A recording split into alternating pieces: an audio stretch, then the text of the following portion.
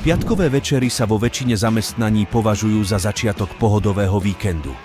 Prvý piatok v mesiaci je však trochu iný ako ostatné v pálenici Jack Daniels.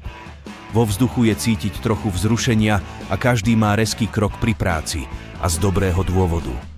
Prvý piatok v mesiaci je zamestnancom liehovaru známy ako Veľký piatok. Práve v tento deň sú ocenení fľašou Jacka Danielsa. Je to spôsob, ako chcú ukázať ich ocenenie za tvrdú prácu, ktorú robia zamestnanci každý deň. Pre skladníkov Juniora, Briana a Beckhama je to jeden z dôvodov, prečo radi pracujú pre Jack Daniels. Každý deň títo traja kolegovia zo skladu plnia a dobíjajú sudy, z ktorých každý váži takmer 230 kg, ručne ich prevalujú po starodávnych kolajniciach. Je to ťažká práca, ktorú mnohí považujú za samozrejmosť. A na znak uznania od spoločnosti na Veľký piatok je tradícia, ktorá